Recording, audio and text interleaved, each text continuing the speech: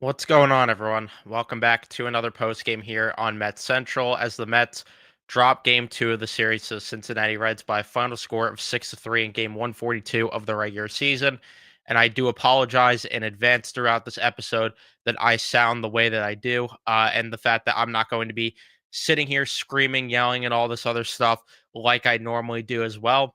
I am currently not feeling 100% at all, having my Jordan flu game right now, so we're just gonna ride through it and see how this thing goes. I don't know where it's gonna go. I'm also drowsy, so it's gonna be an interesting episode. I'm gonna stumble over my words, not ideal conditions, but at the end of the day, I'm going to do my best to power through this.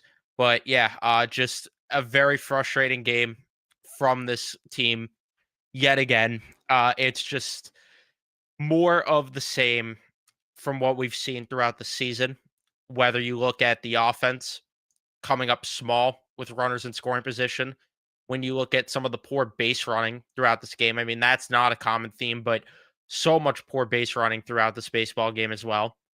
When you look at the poor managerial decision by Carlos Mendoza with a certain way that he used the bullpen, but the main focus really is the offense and the fact that they came up small against Brady Singer. If that's the case, I don't even want to know what's going to happen tomorrow against Hunter Green. And this is where you start to ask questions, though. Now, this is where you ask the questions that Matt has really highlighted more than I have throughout this stretch of the offense starting to perform a little bit better and scoring more runs at the very least. Matt was asking the question of, is this just a hot stretch, or is this, them actually making an adjustment and turning it around? And I thought that it was something in between there. I thought that, we've seen, because he was alluding to the fact that last year, for example, when you look at, I think it was July last year. I think in July last year, it was that, yeah, it was like against the Braves. They had a couple of wins where they were putting up a lot of runs. They like scored a lot of runs as well against the Yankees at one point last summer. And it's like, are these things, is it just one of those hot stretches like we saw last year? Or is this the turnaround? Again, I thought it was somewhere in between, but now I'm starting to get worried of, okay, was this just another thing like last year where they had a good few weeks offensively and now it's coming back down to earth? To be determined. I don't want to sit here and come to that conclusion after, only in a few games here, but it does worry me that it has happened because when you look really at the last, however many games, I would say, ever since that last game of the Marlins series, so we are at like a week sample size now, half of the games here, the offense, I would say actually more than half, because yesterday's game, the offense didn't really show up either. So more than half the games, the offense has not looked as crisp as you want it to. And it's very frustrating because they had opportunities. And, once again, self-inflicted wounds throughout this ball game from this offense. Lindor getting caught stealing. And how many times has this happened recently where, they're trying to get the leads a little bit too much, trying to get too much of an early jump. And then Lindor and Soto are really the culprits of, or the victims, I should say, of, you know, getting caught between first and second by the pitcher. And, we saw that here tonight yet again.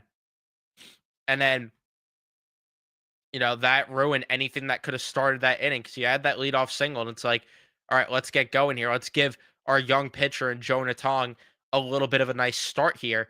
And unfortunately, that did not end up happening. But then Jonah Tong goes out there, has a solid first inning. And I really like the way he was attacking the zone early. So I was like, okay, this is going to be a good start. I really thought with the way the tone was early. And then even in the second inning, he gets the first two outs, no problem. I'm like, okay, we're in for a solid start. And then he allows a walk to Spencer Steer. And one of those pitches, by the way, that pitch that made it 3-0 in the count, still cannot believe how garbage that call was. And then Sal Stewart comes up, tanks a fastball that's high and out of the zone. makes it a 2-0 game.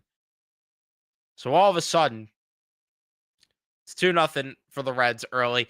And Jonah Tong, who allowed 2 home runs in the minor leagues all of this season, which we'll get to it, but he allowed 3 tonight. I'll give my full thoughts on Tong, though, in a minute, because we go to the top of the third, and the Mets offense gives a run back, which was nice. I mean, they get bases loaded with 1 out, and Nimmo hits a sac fly. Alonso gets hit by a pitch. It's like, come on, here's a chance. And then Jeff McNeil comes up, hits into a ground out. So it's like, and swinging first pitch nonetheless as well. After there was 2 walks that inning, a hit batter, Jeff McNeil's going up there swinging first pitch. And what do I say about swinging first pitch? If you're going to do it, you better do damage to the pitch. You better do damage. And that's just not what happened there. And there's that ground out. The bottom of the third, Matt McLean, he ends up hitting a high fastball. Thankfully, though, even though Tong struggled through this inning, Luis Torrens helped them out tremendously there with that, stolen base attempt there by Ellie De La Cruz, getting him out. Luis Torrens has done a great job with that.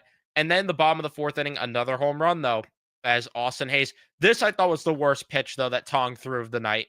That was a 4-seam fastball right in the middle of the zone, a little bit in the zone, right to Hayes' wheelhouse. And that made it 4-1. That pitch I didn't like. But you know what? You know what I give credit to Jonah Tong for? 2 things. And I know people aren't going to want to hear it because, you hear about how he's a top prospect and we demand greatness right away. To me, I don't sit here and I'm not panicking about the way things went. I think that one, playing in this type of ballpark did not do him favors. And I don't want to make excuses because at the end of the day, we're expecting him to go out there, perform. But you know what? Like I said, in that ballpark for his second major league start. And the other thing that we didn't really talk about enough, in my opinion, leading up to the start, 8 days between starts. I didn't like that. And that can't be easy to go out there 8 days between starts and try to find the rhythm. And I know that he had command issues down in the minor leagues, but I thought that, his command was way off tonight compared to what we saw against the Marlins, at least with his breaking stuff. I mean, the fastball, he was hitting the zone, painting the zone. The problem was that that was really the only pitch he was locating early on. And he also wasn't deepening the arsenal enough. And, I give him credit, though, because he did make the adjustment later on, like in the 5th and 6th inning, which he gave you 6 innings still. That's the other thing I wanted to give credit for. Gave you 6 innings despite the 4 earned runs, compared to what would these other veteran starters do? Roll over and die. They would roll over and die and not give you anywhere near that kind of volume. Tong made the adjustments and worked through it. Overall, obviously, there's still a lot to improve on, but I mean, he still looks like the second best starter in this rotation right now, does he not? Am I wrong? I give Jonah Tong credit in that regard, but I'm not going to sit here and lie and say it was a good outing or it was good enough. Do not get me wrong. I mean, he walked too many batters early. And again, if I'm going to rip on Clay Holmes when he doesn't deepen the arsenal, I got to get on Jonah Tong for not, deepening the arsenal enough. A lot of that was because, again, he didn't really have command of his pitches outside of his 4-seam, which made him predictable. But at the end of the day, these are things that are going to be better, to where I'm not sitting here worried. And again, to go 8 days between starts after you make your major league debut, and it was a weird major league debut nonetheless, the jury's still out. The 5th inning, though, I mean, Lindor gets a double and then once again caught stealing a bag. That can't happen. The 6th inning, you get 2 guys on. Brett Beatty striking out. I mean, of all people, Jared Young got them on the board a bit as he hit a home run, which made it 4-2. Soto got on base with a walk, and Brandon Nimmo, I mean, he had the sac fly earlier, but how many times did he come up small in situations? And then you go to the bottom of the 7th. This is why yesterday I was very angry, even though it worked. I was not pleased with the decision to go to Ryan Stanek. It worked, but that doesn't mean it's going to work again. And long and behold, loads the bases, allows a single to Friedel, which I thought was off the bat. I thought it was going to be 2-3 runs. But it's a 5-2 game. Kevin Herget comes in. He walks in Ellie De La Cruz after striking out Noel V. Marte. 6-2 game. The offense had a chance in the eighth inning to respond. Alvarez strikes out with 2 men on. You get a little bit of a rally in the ninth inning. Mullins missing on fastballs in the zone, right in the heart of the zone. Who's surprised? Not me. Lindor with a double. Soto gets a single. A wild pitch scores a run. And then Nimmo, like I said, comes up small there. Pete Alonso as well, who he is an early candidate of being, the if this was Mets Weekly and doing studs and duds like we were just on their show, I mean, Alonso's the lead candidate right now to be the dud of the series because every time he's coming up with guys on base, he's not coming through.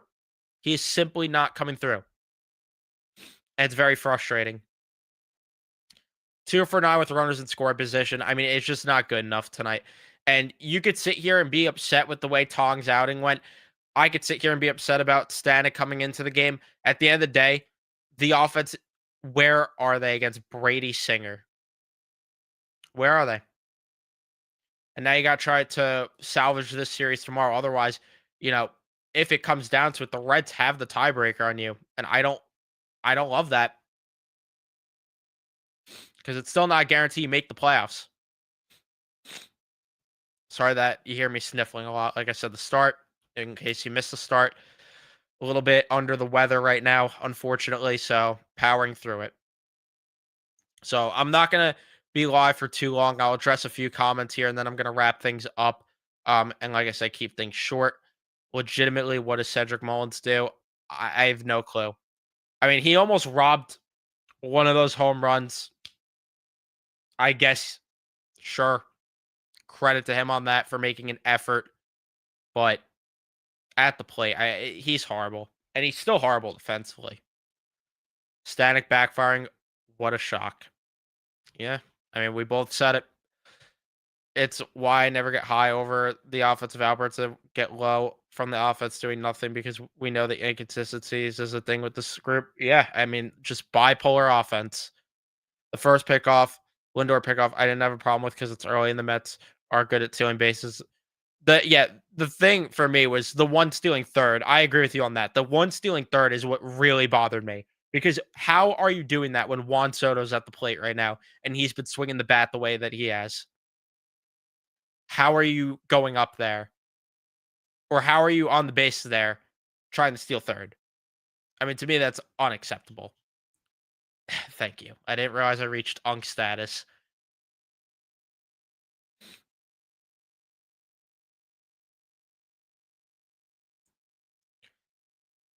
We'll have to see how Sprout does.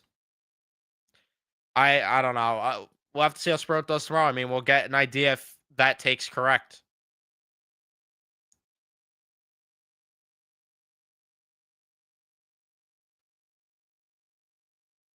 Yeah, this is the thing. It's like, and we said this as well repetitively when Tong was getting called up. It's unfair to him that McLean's done what he's done, and I'm not going to complain about what McLean has done, but it's unfair to Tong because the expectations are so high now because he was the more hyped up prospect, and McLean's doing what he's doing. So anything short of that is going to be a disappointment to some, and it's not fair. Thank you, both of you. But either way, I'm gonna wrap things up here again. I apologize for keeping it short. Thank you everyone for tuning in and watching. Leave a like if you enjoyed. Subscribe. Turn on your notifications so you know when I upload or go live. And I'll see you guys in the next one.